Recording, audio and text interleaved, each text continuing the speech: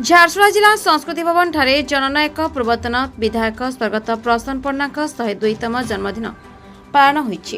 प्रसन्न पंडा स्मृति कमिटी पक्षरु एही कार्यक्रम आयोजन कर जायतला। एही कार्यक्रम रे नवनियुक्त झारसुगुड़ा विधायक श्री टंकधर त्रिपाठी मुख्य अतिथि रूपे जोग दैथिले। स्वर्गत पंडा निराडंबर जीवन यापन राजनीति एवं लोकाभिमुखी कार्य सब विषय उपस्थित अतिथि माने आलोकपात करथिले। आज समय एभली राजनीतिक व्यक्ति मिलवा कष्टसाध्य बोली कहिथिले विधायक टंकधर त्रिपाठी। एही कार्यक्रम को विजय दास परिचालना करथिले। शेष में उपस्थित समस्त को धन्यवाद ज्ञापन कर जायतला। Bureau report the republic Odisha 24 news. Panda राजनैतिक जीवन रे किभली भाव में सुचितार रुहा जाए, राजनैतिक जीवन रे किभली साधारण लोकंक पई समर्पण भाव में रुहा जाए तार गोटे उदाहरण प्रस्तुत करके जाइछंती।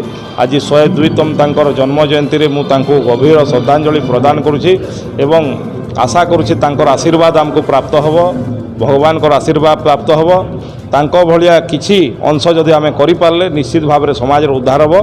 मु सेथि पई आज भगवान को निकट प्रार्थना करुछि से जो गोटे राजनैतिक सुचिता एवं स्वच्छता किभली करा जाए, लोकंकर सेवारे किभली निजको नियोजन करा जाए से समस्तंक पई उदाहरण। से उदाहरण आम पक्षरे मध्य टिके जदि संभव हो निश्चित भाव में ये समाज उन्नति दिगरे आमे लागि पारि। निश्चित भाव में आमे पूर्वरु लखिथिलु एवं प्रसन्न पंडा जो भलिया जणे व्यक्तित्व तांकर निकट तांकर नारे डाक टिकट हवार आवश्यकता अछि।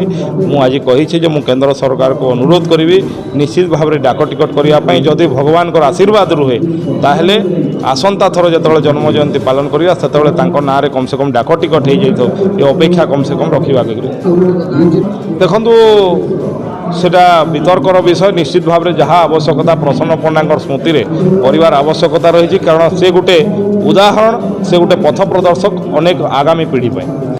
कुमार पंडा भारतीय कम्युनिस्ट पार्टी रु ब्रजराजनगर रु निर्वाचन लड़ी लड़ी 6 थर से निर्वाचित होते एवं प्रसन्न कुमार पंडांकर राजनीतिक जीवन उपरे यदि कहुब ताहले से भली जड़े नेता भारतवर्ष में मिलवा विरल।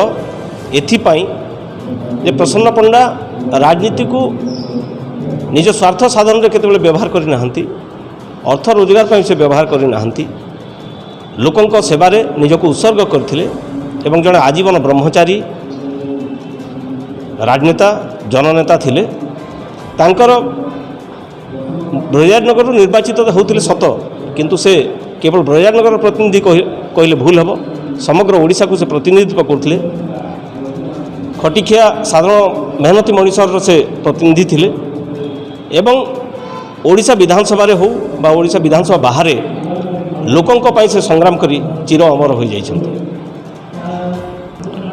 एभली तो कौन सी गुण ताकर वर्तमान राजनीतिक नेता मान भितर देखा मिले ना। से संपूर्ण भाव में निस्वार्थपर भाव राजनीति करथिले, तांकर स्वार्थ नथिला कौन सी जगह।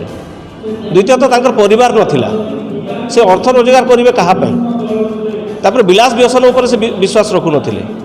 से गोटे साधारण जीवनचर्या तांकर थिला एवं गोटे बाबाजी माने जेमती रहंती तांको से धोती गामुछा तांकर कुर्ता एतकी भितर तांकर संसारटा सीमित थिला। बीड़ी गोटे कठा माचिस गोटे धरिकी से बाहरले भोक उपास रहीकि से लोकंर सेवारे लगी जाउथि।